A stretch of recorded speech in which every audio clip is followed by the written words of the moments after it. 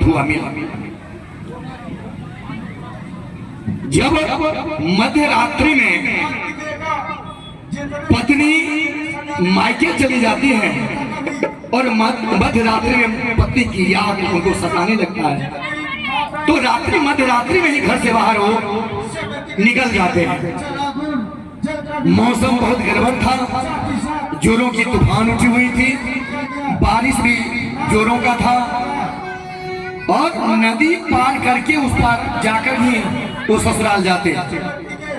अब मध्य रात्रि में वहां पर कहाँ नाविक कहाँ नाव की व्यवस्था, कुछ भी नहीं था। तो देखते हैं कुछ देर के बाद उधर से एक शव बहते हुए जा रहा था और वो इतने दीवाने थे, कहते जिसको पागल होना। जब किसी चीज से प्रेम करने लगते हैं, साधारण वस्तु से भी जब आप प्रेम करने लगते हैं तो आपकी तन मन सभी समर्पण हो जाता है। प्रेम का जो प्रकाष्ठा है उस स्थान पर जब आप पहुंच जाते हैं तो प्रेम के सिवा और कोई चीज दिखाई नहीं देता, चाहे वो प्रेम की वस्तु कोई मनुष्य हो या कोई जीव हो या कोई वस्तु हो। एक बार आपकी प्रेमात्मक हो जाता है तो प्रेम बन जाता है। और वही स्थिति वहां था, वह सब भी उनको नाव के समान दिखाई दे रहा था। उसकी गति तीव्र हो जाती है। हमारे भक्त कहते हैं जब समभाव आ जाए तो आपकी दृष्टि कैसे होगी।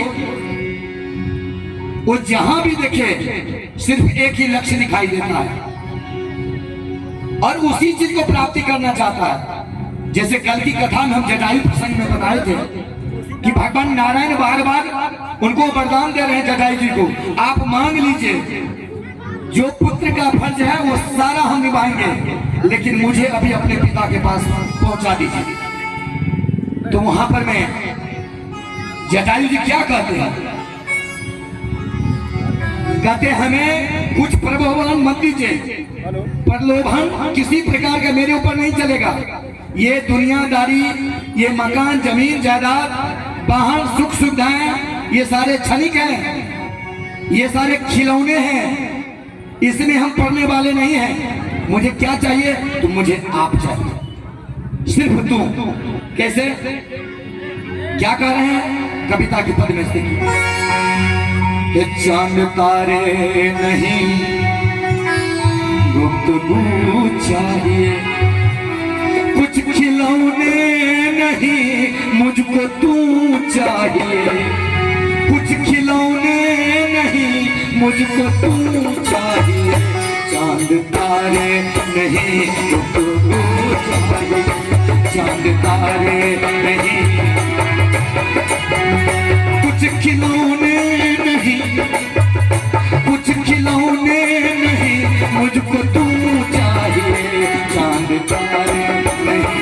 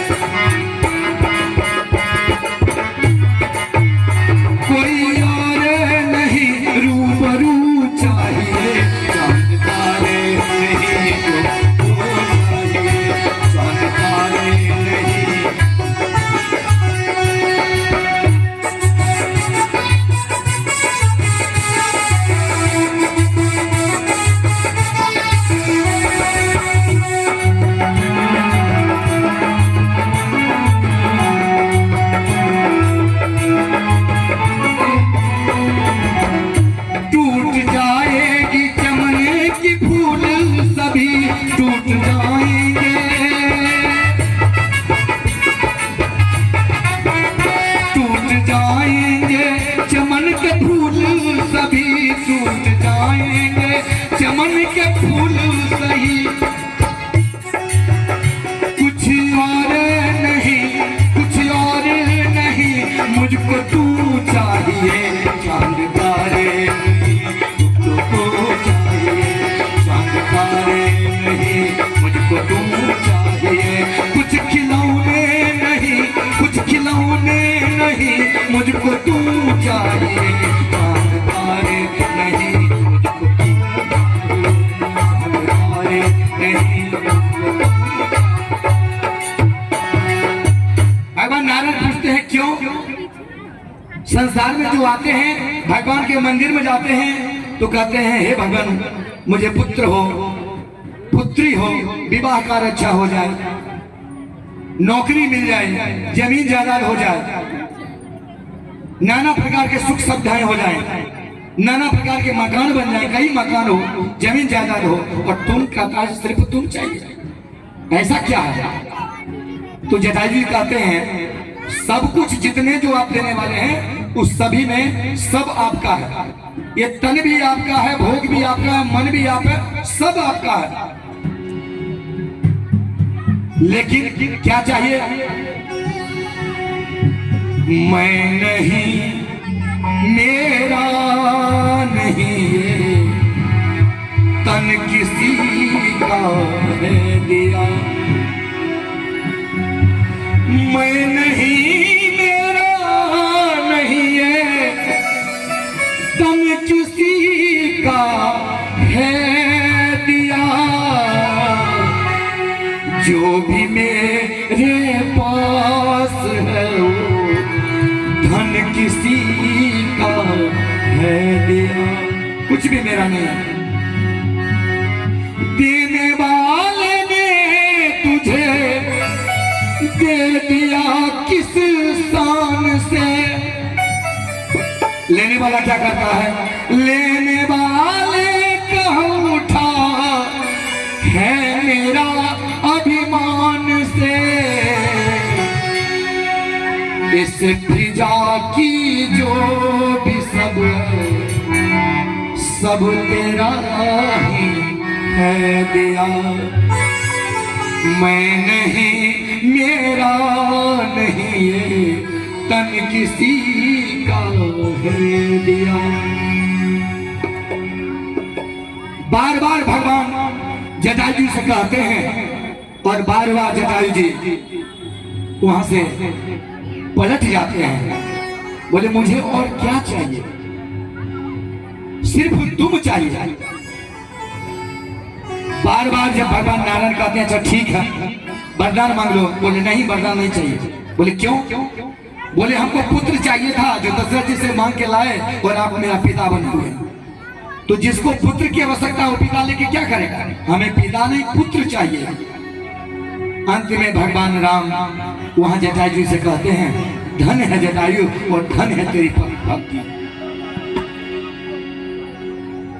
तुम्हें पुत्र चाहिए तो पुत्र का जो फर्ज होता है वो सारे अदा करेंगे। पुत्र का फर्ज होता है मरण काल में पिता के सामने होना तो तुम्हारे सामने रहेंगे। पुत्र का फर्ज होता है अंत में पिता का देह गति का उनको जलाना, उनके धर्मानुसार उनकी रक्षा करना, उनकी क्रियाक्रम करना, वो सारे करेंगे। लेकिन अभी मुझे पिता के पास पहुंचा दो। मेरे पिताजी भी मूर्छित पड़े हुए हैं अवध में, अयोध्या में। जटायु जी कहते हैं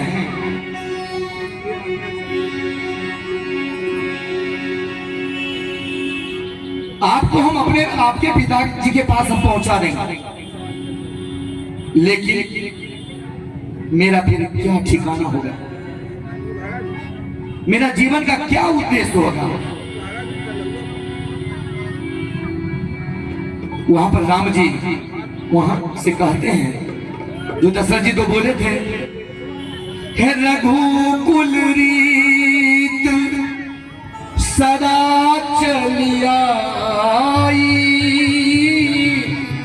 प्राण जाए पर वचन जाए।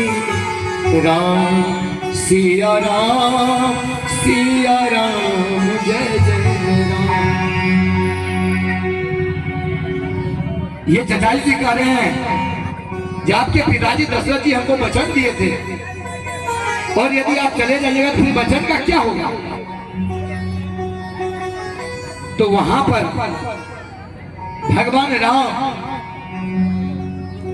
जटायु जी से कहते हैं देखिए आपका जो कार्य है वो सारे कार्य हम करेंगे, लेकिन मेरे पिता अभी अयोध्या में मूर्छित पड़े हुए हैं।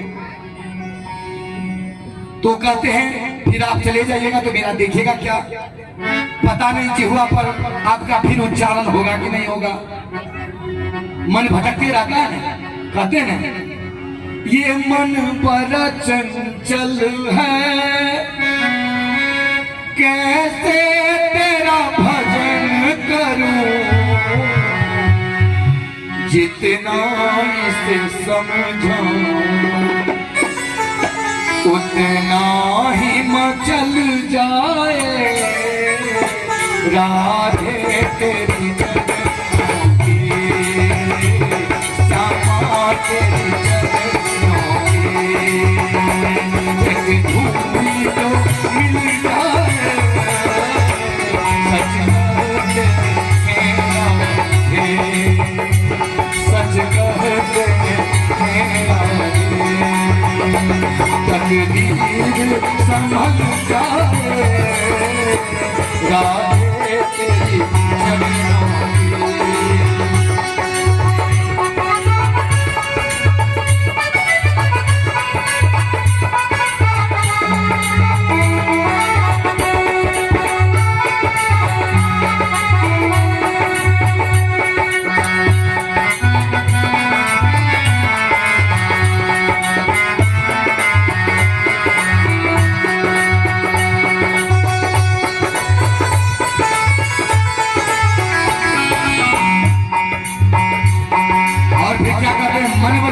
चल दूसरा करते हैं, जब भी आपका नाम लेते हैं, आपकी आराधना करते हैं, ध्यान करते हैं, पूजन करते हैं, तो नाना प्रकार के कार्य सामने सम्मुख हो जाते हैं। एक तरफ आपका ध्यान नहीं कर पाते हैं, जैसे देखते हैं कबीरदास जी कहते हैं माला फेरत जगमुआ पंडित भयानक ढाई आखर प्रेम का पढ़े सो पंडित हो। जीवन में माला यदि फेरते रह जाते हैं लेकिन मन आपका एकाग्र नहीं होता, मन यदि केंद्रित नहीं होता है तो सब बेकार है। तो कहते हैं सुनते हैं आप तो भगवान हैं, आप तो रहमत करते हैं, सुनते हैं तेरी रहमत दिन रात बरसती है, सुनते हैं तेरी रहमत दिन रात बरसती है, एक बूंद जो मिल जाए, एक बूंद जो मिल जाए, मन की कली खिल जाए राधे तेरी चरणों की, श्यामा तेरी चरणों की, राधे तेरी चरणों की, श्यामा तेरी चरणों की, राधे तेरी चरणों की,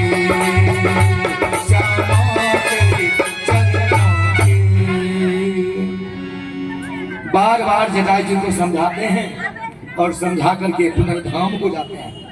ठीक उसी प्रकार यहाँ पर मैं कल बताए थे, जब वहां पर मैं सब पर बैठकर नदी को पार चले जाते हैं और जैसे ससुराल पहुंचते हैं तो देखते हैं एक रस्सी नीचे लटक रहा है, हालांकि वो सांप था लेकिन मध्य रात्रि में अंधेरा में दिखाई नहीं पड़ा, वो पकड़ के ऊपर चले गए। पत्नी को जगाते हुए बड़ी प्रेम पूर्वक आनंदित है, क्योंकि परिकल्पना चल रहा था उनके दिमाग में। जब किसी वस्तु की प्राप्ति की परिकल्पना चलता है तो परिकल्पना के साथ साथ आपको उस वस्तु का, उस चीज का, उस समय का स्वरूप भी साकार हो जाता है। तो वहां पर जैसे पत्नी को प्रसन्नचित्त होकर के जगाते हैं तो पत्नी प्रसन्न नहीं होती है, डांटने लगते हैं। कहते मध्यरात्रि को आप इतने प्राण को जोखिम में डाल के आए, ऊपर कैसे आए? बोले कि रस्सी लटक रहा था, देखती है तो देखती है सब बड़ी क्रोधित हो जाती है और तुलसीदास जी को डांटते हैं। उसी समय तुलसीदास जी को वैराग्य उत्पन्न होता है और उसी समय वहां से निकल जाते हैं। जंगल होकर रास्ता होता है, जंगल में चले जाते हैं। जंगल में एक पीपल के पेड़ के पास बैठकर सोचने लगते हैं क्या करें, जिनके लिए हम यहाँ तक इतना परित्याग करके आए वह तो डांट दी, फटकार दी और फिर जीने का क्या अभिप्राय। इसलिए तरह तरह के उनके मन में परिकल्पना होने लगी। कभी कभी सोचते थे आत्महत्या ही कर लेते हैं और उतारू भी हो गए। उसी समय वह पीपल वृक्ष से एक प्रेत नीचे हर हर करते हुए उतरा। कहते हैं ब्राह्मण देवता आप कौन है? तुलसीदास जी कहते हैं मेरा नाम तुलसीदास है। आप कौन है? प्रेत। मन ही मन सोचते हैं लो एक बला और आ गया, लेकिन प्रसन्न हो रहे हैं। जब आदमी वो देखिएगा किसी चीज की तृष्णा समाप्त हो जाता है, मन में उद्वेग हो जाता है, उस समय सोचता है चलो भाई कुछ हो जाए तो ठीक। तो मन में सोचने लगते हैं भले ये आ गया मेरा काम को ये तमाम कर देगा, लेकिन वहां पर विपरीत हुआ। वहां पर वो प्रेत जो था वो पूछते हैं ब्राह्मण देवता आप क्यों शरीर का परित्याग करना चाहते हैं? तो कहते हैं ऐसे बात है।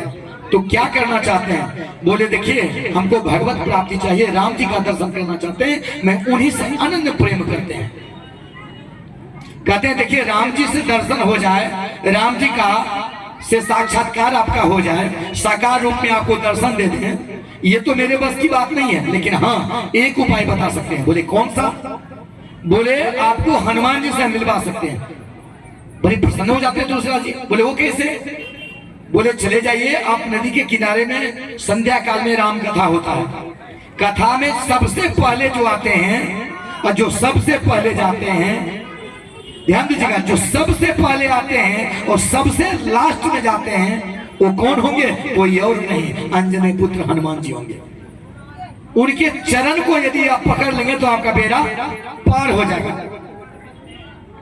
देखिए जब आप किसी को प्रेत का दर्शन हो जाए तो आदमी समझ सकते हैं उनके मन में क्या भाव उत्पन्न होगा और शरीर के साथ क्या हलचल होने लगेगी। लेकिन योग और संजोग होता है तो कोई न कोई कारण होता है। कैसे? हे डाल डाल पे पात पात पे,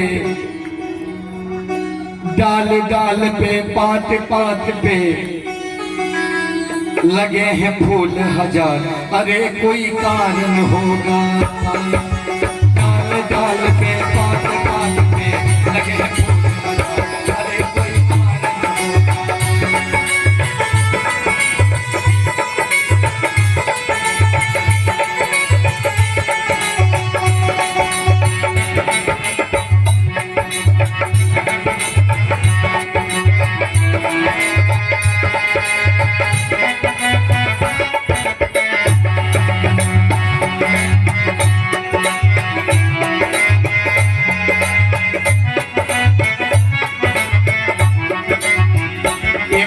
रचना है।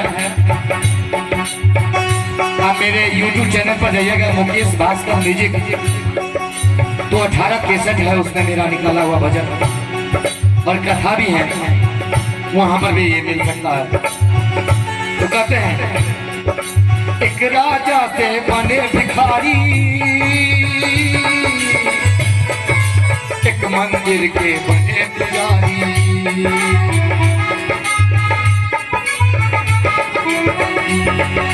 एक राजा से बने भिखारी, एक मंदिर के बने पुजारी, एक मंदिर के बने पुजारी। एक मांग रहा चने चबाना, देखिए किसी किसी को रोटी तक नसीब नहीं हो रहा, चने चबाना भाग कर नहीं बना बिता रहा। एक भाग रहा चने जमाना, एक खाए दाल दाल, अरे कोई बात नहीं होता। ये दाल दाल पे बात बात पे लगे फूल हजार, अरे कोई बात नहीं होता। दाल दाल पे बात बात पे लगे फूल हजार, अरे कोई बात नहीं होता।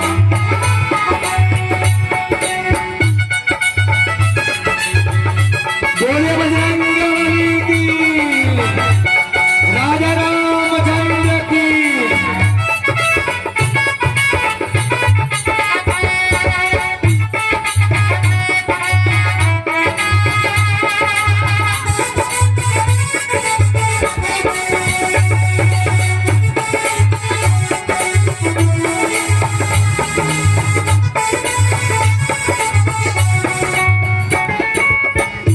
अब वहां पर मन ही मन तुलसीदास जी सोचने लगते हैं, चलिए एक काम मेरा जो है बन गया। मंगल भवना ओ अमंगल हारी, प्रभु जी का बिहारी राम राम सिया राम, जय जय राम राम सिया राम सिया राम।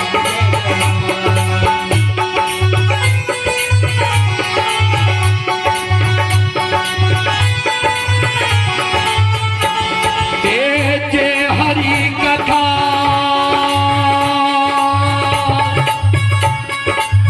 सुनहि नहीं गाना, श्रवण राम आई भवन समाना, राम सिया राम सिया राम जय जय राम सिया राम सिया राम जय जय राम। जय हरि कथा सुनहि नहीं गाना, श्रवण राम आई भवन समाना, राम सिया राम सिया राम सिया राम सिया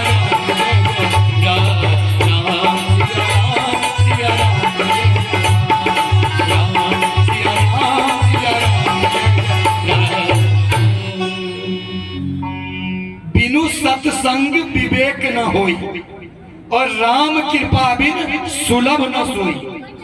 देखिए, अच्छे गुरु मिल जाए, अच्छे डॉक्टर मिल जाए, अच्छे टीचर मिल जाए, तो ये भी भगवान की कृपा है। बिना भगवान के कृपा से अच्छे लोग नहीं मिलते हैं। उन्हीं की कृपा से अच्छे संगति प्राप्त होता है, अच्छे मित्र बन मिलते हैं, अच्छे पद प्राप्त होते हैं, घर गृहस्थी चलता है। लेकिन ये कितना इंपॉर्टेंट है, तो राम कृपा बिन सुलभ न सोई, बिना भगवान की कृपा से नहीं प्राप्त होने वाला है। तो तुलसीदास जी वहां मनी मन सोचते हैं अच्छे गुरु मिले, बिना गुरु से ज्ञान प्राप्त नहीं होगा। और आज हनुमान जी को चरण को पकड़ लेंगे, उन्हीं को गुरु बना लेंगे। और जिनके गुरु हनुमान जी होते हैं, हनुमान जी के गुरु कौन है? सूर्य नारायण। और सूर्य नारायण के शिष्य हनुमान जी वो मेरे गुरु बन जाए तो फिर क्या चार चांद लग जाएंगे। लेकिन लगे कैसे? तुलसीदास जी मन ही मन सोचते हैं